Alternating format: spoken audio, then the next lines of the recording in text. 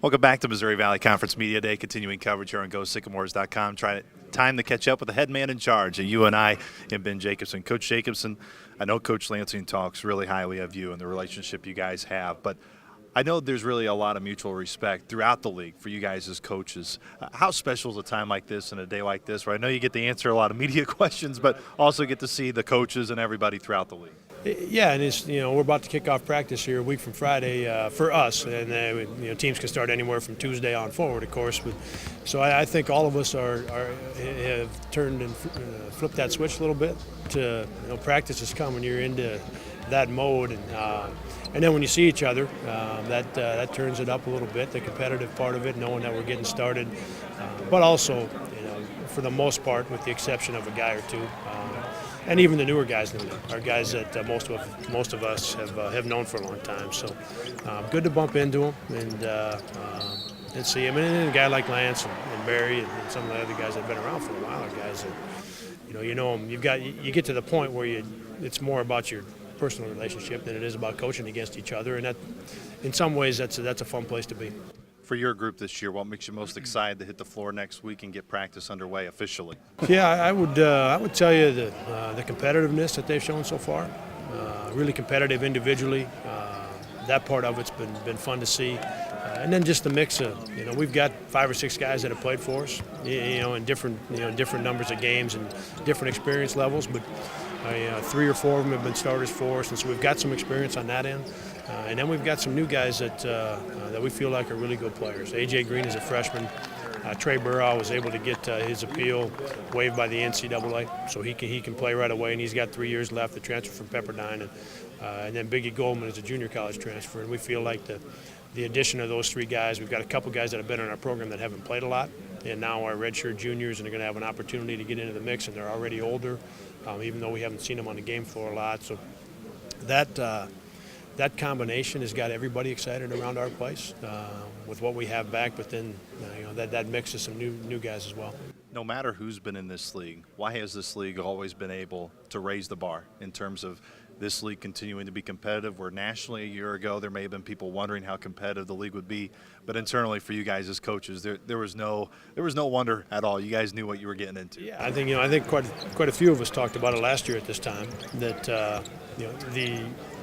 the questions were all about Wichita leaving and what's going to happen now, and a lot of us said that there isn't much that's going to happen. It's still going to be a hard league, and it's still going to be a very competitive league, and I think it's that way because you got really good players. And I don't. The games are always hard, and it's a hard schedule to get through. And if you get through this schedule, it's a good league like a number of other leagues in the country. Where if you make it through this league and you finish in the top 2 or 3, you've had a really good year. And because there are enough good players in this league, and the teams are good enough, when you get to the NCAA tournament, as Loyola showed last year and other teams in our league have shown in the past 15 years, when you get there, you've already played against a lot of good players. You've already played against a lot of good teams, so you're going to be prepared to do what you've got to do to advance in the NCAA tournament. You've been one of those teams that have had the experience of getting to the tournament. I know it's been a little bit since you've been able to get back to that NCAA tournament. For your group and what you continue to preach to them each day, what does UNI have to do this year to get back to where your fan base have seen you guys on multiple levels? Yeah, our deal doesn't change. 3 years ago we were in the round of 32, and 4 years ago we were in the round of 32, and the last 2 years we were right at 500, and we weren't really that close. Although last year in the Valley tournament we were playing pretty good, so maybe we were a little closer than what our record would have said. I liked how competitive we were at the end of the year last year, and but I bring that up only to say, look, when we came out of the round of 32 4 years ago, we went into the year the same way we're going into the year this year, coming off of a record that was 500, and that we're going to each day we talk about just getting better, and then a little bit bigger picture is. Let's get as good as we can be. Let's have as much fun as we can have. We got 2 seniors this year, Wyatt Lohaus and Miles Wensian, and let's do everything we can so that these 2 guys have the best possible year they can have. And we're going to have some fun doing that. But our guys know, let's show up on time, let's work hard, let's get better today. But we also want to be as good as we can be this year. And then that, you hope that that's good enough to put you in the NCAA tournament. I know you always focus on yourself and you don't really spend too much time focusing on the other teams in the league. But for Indiana State specifically, for us in Terre Haute. When you go up against Coach Lancey and his team, what do you always know, regardless of personnel, regardless of this year will be a Jordan Barnes and a Tyreek Key, regardless of the names and the jersey numbers you'll see, what are the things you can always count on when you face an Indiana State team?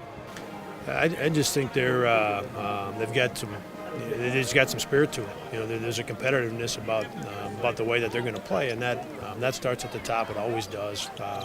And our games with them, whether the thing, I'd have to maybe look a little closer at it, but our games, whether they've been in Terre Haute or they've been in the McLeod Center, and almost regardless of what year it's been in the number of times that Lance and I have played against each other now as head coaches, our teams have played against each other. Those games are close. There's been a couple of them at their place maybe, or a couple at our place that have gotten out of hand. But most of them, no matter what either team is doing, they've been close games. And I just think it's because he brings out the best in his guys in terms of their competitiveness. Coach Jacobson, look forward to the year, and look forward to seeing you in Terre Haute and in Cedar Falls once the year gets around. Yeah, great. Thanks, Coach.